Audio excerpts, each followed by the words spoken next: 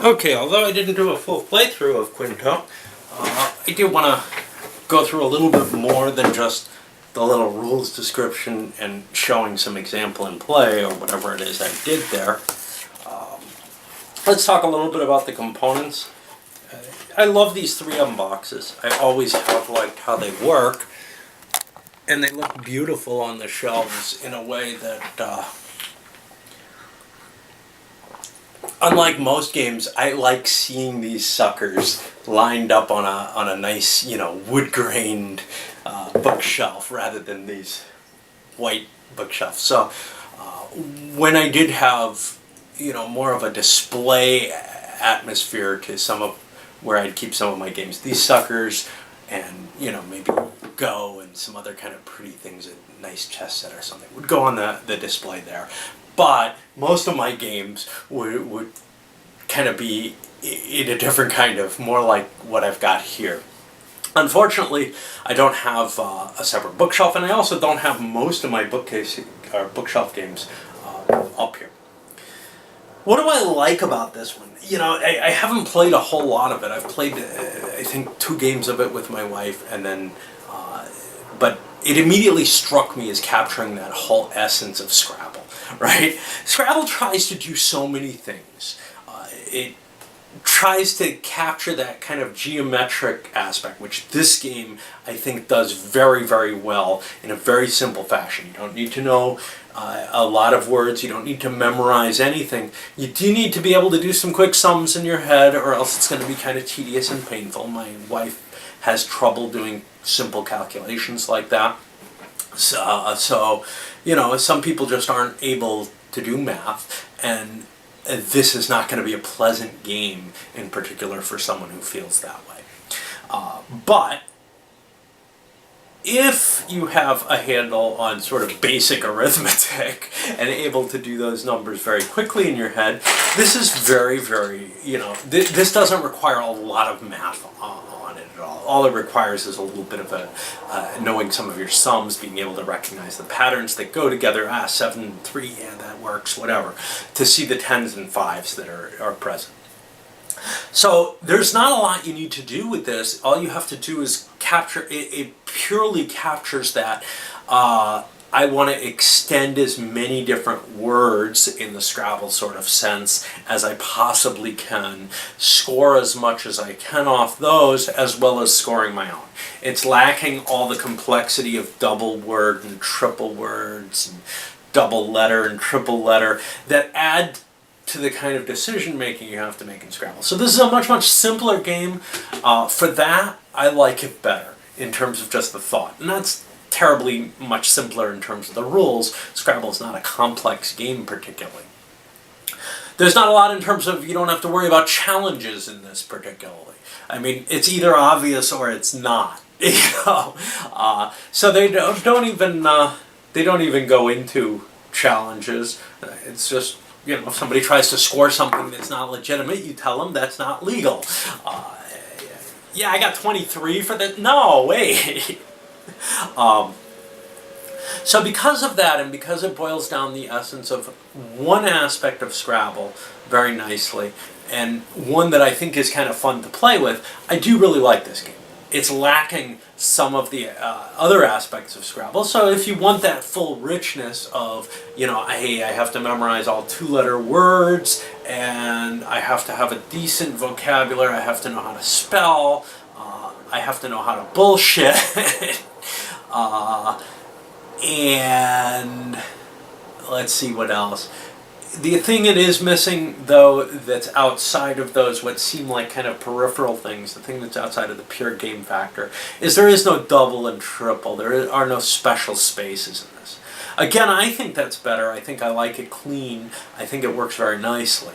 But it lacks some of the complexity and therefore, is less of a rich game in that sense. Anyway, I don't think that a lot of people are too aware of this, and I thought I'd let people see what it's like. Up the cups. Okay, so after a month-long hiatus, we're going to start things off kind of slowly with what turns out to be sort of a quick hit. This is the game Quinto. It's an old 3M game. I picked it up not too long ago, within the last couple of years, really when I first started a Board Game Geek, in terms of auctions and stuff, when I first started getting really involved. A couple of things you'll notice. New table. I've gotten kind of, and part of this is because my old tables, the legs don't come off as easily anymore. So if I've got to have a couple of them in play most of the time anyway, this is a little larger. I also found this trash picking, which is a good sign. Whenever I go trash picking, it means life is better. That's how I got my old brown table, and well, I still have, now I have enough tables to do just about anything, right? Including completely clog my living room if need be. Although this one's a pain in the ass. I have to take the legs off to move it into the living room. It's hard to get through the door. But I just finished playing video game Skyrim, and that completely engrossed me, which is why I'm coming back here and starting off with what is a quick hit. Let's talk a little bit about Quinto. I don't think anybody's covered it on video, at least. So 3M games, they come in these wonderful little boxes, and they're beautiful finds. This one's a little beaten up, but I used to get them always, you know, for $1 or $2 maximum at tag sales. Now I'm willing to pay a little bit more, but not much. Simple rules on the side of the box, and we'll go over them. You've got these little number squares, and there's a whole bag full of them. The bag's not part of the game. Board, little fold-up board. It's a little flimsy and a little beaten up.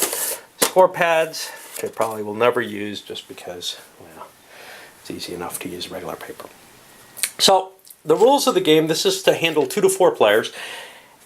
And I like to think of this game as the essence of Scrabble without the complexity, the added complexity or the added issue of the vocabulary, not really vocabulary, but the memorization, especially of 2-letter words. The way this game works is each player is going to get 5 of these tiles at random. You draw, a person with the highest number goes first or something like that. I don't know, highest, lowest, whatever. Okay. I'm sure it's here. Yeah, highest number goes first. And then everybody draws 5 new tiles. And the first player is going to take a set of up to 5 of these tiles and play them going through this space with the X in it. It's kind of hard to see on the board. It may be actually easier through the camera to see that X. I have trouble seeing it on the board itself. But that's the central space on the board. And what you're going to do is you create a line, almost like a word in Scrabble, of up to 5 of these tiles. Of course, you only have 5 to begin with. Going linearly, either horizontally or vertically. There are some restrictions. Whatever words you make in this game are multiples of 5. Okay, so I could make a word of 8 and 7, and that's worth 15 points. The first player is going to make his word going either horizontally or vertically through this X, and he gets a score equal to the number of pieces, the number of points added up going through there. Now remember, it has to be a multiple of 5 though. So you look around and you kind of think about it and try to see, well, what multiples of 5 do I have? What's the biggest one I can make? You may not want to make the biggest one. There are some strategy concerns like that, but for this purpose, let's see if we have anything else. 8 and 8 is 16, and 9 makes 25, and 10, that would make a 35, so I'd have a pretty good score right off the beginning of the game. And I would write that down for my points. Okay. Now, the game will end when when nobody can make a play anymore and the bag is drawn. After you make your play, you draw new tiles. And if you don't want to play or can't play, you're allowed to, I believe, discard your entire hand. Let's see, there aren't a lot of rules here. but I have trouble. Oh, no, no, no. No, there is no discard in this game. So you must play if you can, or you may play if you can, but if you can't play, well, you're stuck with the hand that you have. So it's possible, although very unlikely, that some kind of really pathological situation could come up where the bag isn't empty and nobody can play. So for the second player, things get a little more complicated. And this is kind of the hard thing to explain with Scrabble. Let me grab a handful of pieces for that second player. We'll give them, throw the one back in the thing and draw these. Of course, each player is holding their tiles in their hand during actual play, so they can be thinking to some extent before they play. Now, this is a game where if you're good at math, you can be calculating out your positions and saying, that's a pretty good one if I can launch off there or whatever. So with this, your goal here then becomes, like in Scrabble, to make as many different words, if you want to call them that, as you can, while maintaining the multiples of 5 in all directions. So for example, I could play this here and this would be worth 5. So I'll keep that in mind. But let's see what else I have. I have a 7, that goes with the 8. That will be worth 15. Right now I'm at 9 there. But here I run into a problem. I need to add more off of one of these two directions in order to make this a legitimate play, this 7 and 2 here. So I'm not going to be able to do that linear there. Let's see if I can do it somewhere else. It doesn't look like I can here. So my option may be to draw off one of these. Well, let's see what I can get there. Let's say that's 18, 25, 35, but that would, see, I could not do this because that would make a 6-row number. Nothing can be over 5 tiles ever. So let's look again. 18, 25. How about this? 15, 25. And the second player would have drawn, a 25-point word. I'm going to keep playing a few more of these out in terms of plays, just in order to see sort of where it gets kind of cool. Like I said, this is just a quick hit. Let's draw the first player again. I'll only do this with 2 players and see what he had in his hand. Now what he's looking at here is, I got a 10 here, that's kind of nice, but that doesn't really do me too much because I don't have a 6 to go here. But it is still my best, so let's say I work off here with 15, 25, so if I score this, okay, now I would have 15, 25, 35 points again, and everybody's scoring 35 in this. This is a broader, more open game than maybe I like to play. I would rather, but the tiles haven't really come up for it. I like to play so that there's a lot of 2-letter or 2-tile situations. Let's go back to the first player then, and we'll draw him 4 new tiles. Now he did this at the end of his turn essentially. Here's what he's holding, and you can see there's these 5s. Now 5s and 0s, there are also 0s, which don't count for any points but allow you to extend, allow me to do something like this and draw another line off there. So that's very valuable because I take this 4-point thing, or 4-tile thing, which is worth 25 points already. I extend that to 30, and now I get another one here. That can be really, really powerful. So that may be my best move. Alternatively, though, I also have other possibilities, perhaps. It doesn't look like I have anything too good. So, for example, I could put a 10 here. That's pretty nice. Oh, this is nice. and another 10 here. Okay, let's keep these off the board so that I can see what I'm doing. I don't have a 2 to match to there, but now I have these two 10s. I could add a 5 there. 5s are nice chips. I like to hold on to them. I kind of like this position. What do I score for this? 10, 20, 30 points. Alternatively, what I could be looking at is placing to here with the 5, but then what? Then I'd add 10 more, so I'd get 15, 30, 40 points. More points, but I'd rather hold that 5. I think it's valuable, and I'll put the 30 here. And there you start to see that kind of thinking.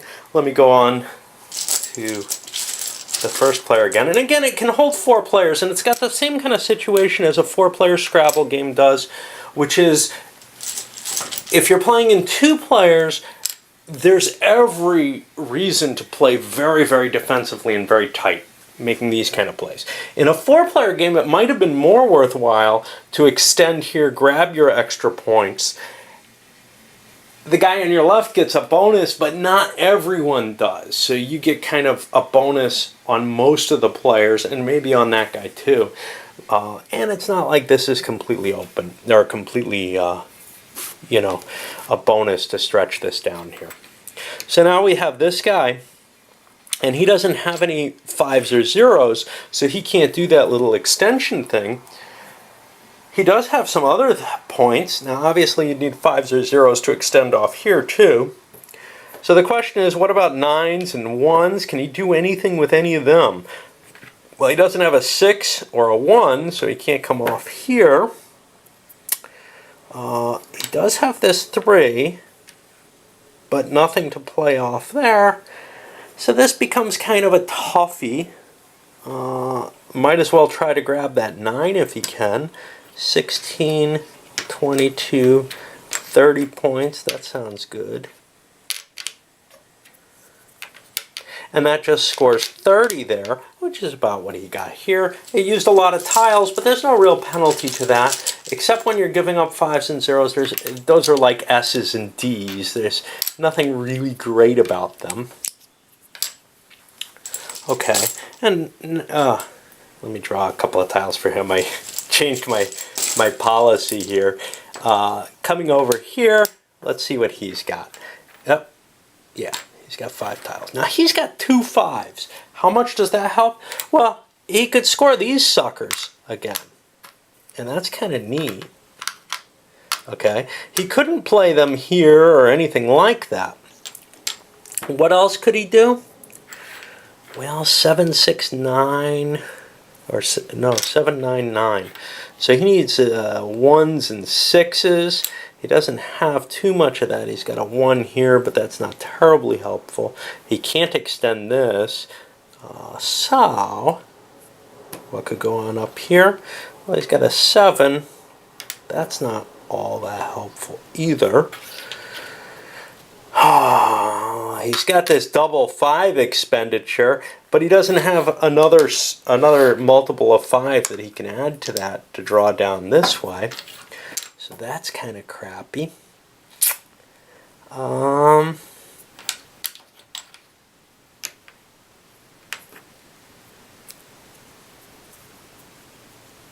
going to go with this, and that would be a 25-point score, a little less than everybody else has. And you kind of see how it develops. Now, at the very end of the game, is it tight and cluttered the way a Scrabble game is? No, not in the same sense. Because the way it kind of flows out, there's usually more room for that. Anyway, I hope you get a kind of a feel of the kind of thinking that is involved in this. I'll come back in a moment and actually, give the review portion of the description of the game.